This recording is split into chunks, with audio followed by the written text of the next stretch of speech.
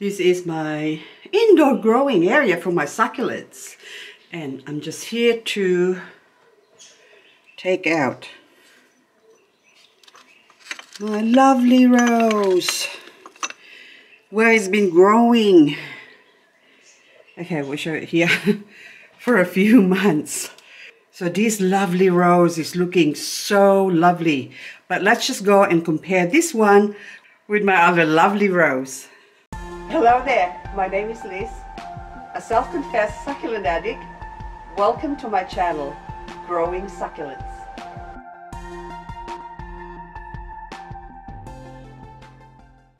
We're in the first month of spring, September, here in Australia, the southern hemisphere. And look at my plums, they are now fruiting up. So hopefully this year I'll get some fruit, but last year I got about 10 kilos of fruit from this small tree here.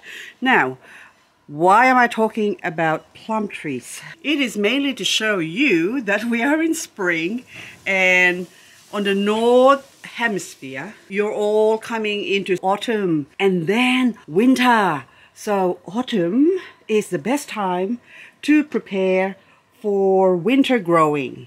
And a lot of you would probably need to bring in some of, or a lot of your succulents indoors to overwinter them. But autumn is the perfect time to make preparations for that. So this one has been overwintering here. This is my crassula. How beautiful the color of that one. So it's variegated and it's also reverted from the other side, but the reversion or going back to normal is so gorgeous. Look at the color. It's like the edges is like burgundy, but anyway, they're still maintained. It's only from one stem. You can see from the back there. Hang on, I don't want to break you, but that's all one stem. But anyway, we are here to talk about this lovely rose here. This lovely rose, I've chopped off the, I've actually what did I call you? This is the one that I propagated from, or taken a whole lot of the leaves from the stem, which basically I stripped the poor thing, and after stripping it I put it right outside. And the ones that's grown from it, the leaves, this is the one that's grown indoor that I've just shown you. And this small lovely rose, I like to compare it with my thumb, is the last leaves that were grown from the now second mummy. So the second set of lovely rose that I propagated from. So these are still the remaining leaves. So I've got a 1, 2, 7, 8 pots of lovely roses. Can you say lovely roses? But anyway, so these ones now, I've taken them out in July. So I brought them outside and not grow them indoors where the Growlight is. So hang on, we're just gonna compare it. I'll move it across here. So that's the first one I've shown you that's grown inside.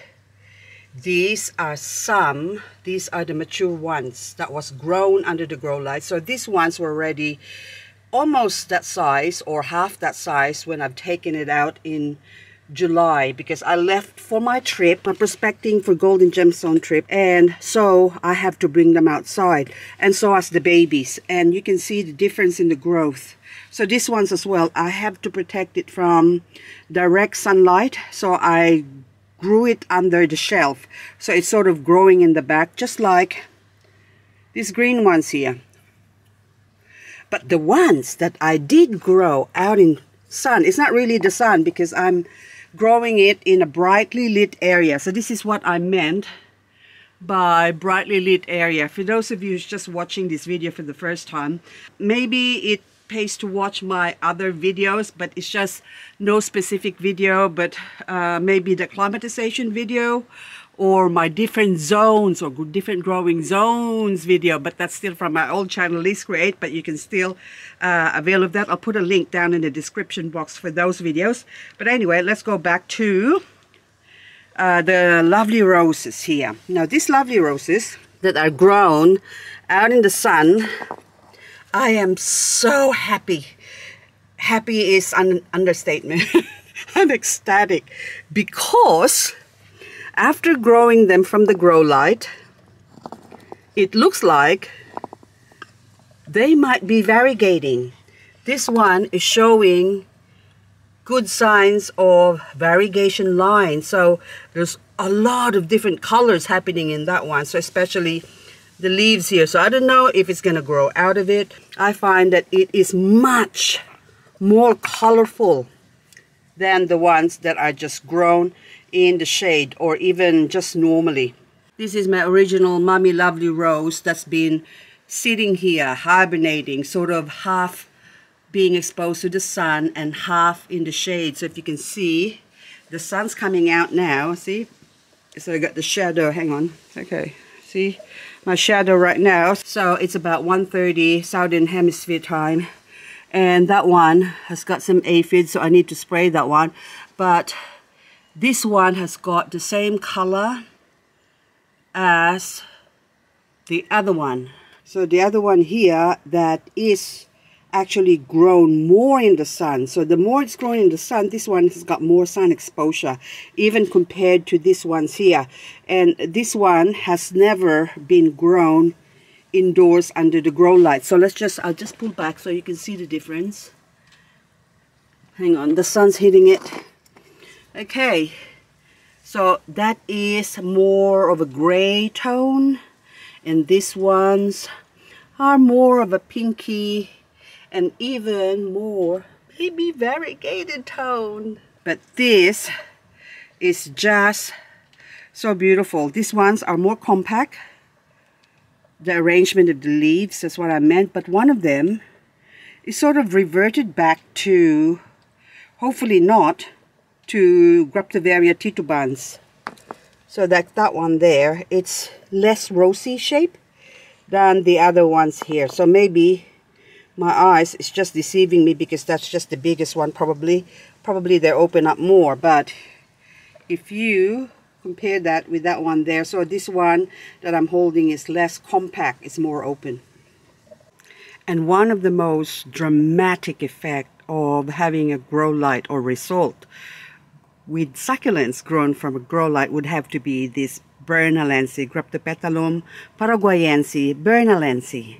So this is both the same plant, and this one here is grown in the Growlight. So I just have to, this is now a bad time because we got some sun, but that also shows you the color of what they look like when they have a little bit of sun, dappled sun on them. Anyway, this one now has been taken from this pot and also another pot behind me. So this Bernalese here that's grown from the Growlight or under the Growlight indoors are leaves taken from these two pots. So which exactly, I can't tell you, but they both look the same, except this one has got some Daruma Shirei or Graptopetalum Ellen in it. And then now I can see some ants activity. Maybe time to do an ant video as well. But anyway, this one now, you can see the shape and the size are all exactly the same, because someone said this looks like a Graptoveria Purple Delight. Now I'm going to show you the difference in size with the Graptoveria Purple Delight.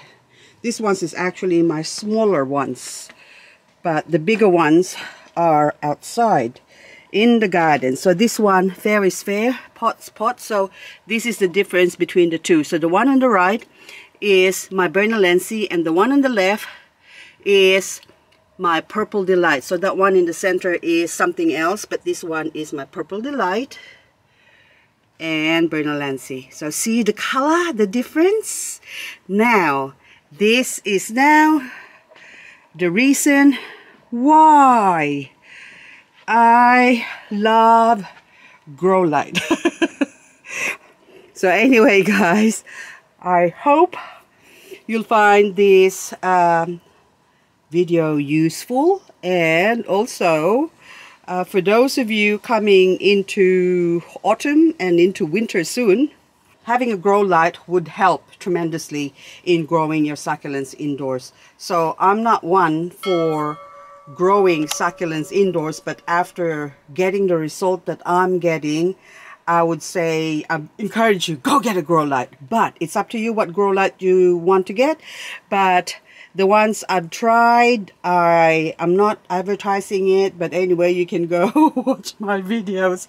But for those of you who are interested, link of the products that I use are below this video in the description box. So thanks for watching, guys, and I'll see you on the next video.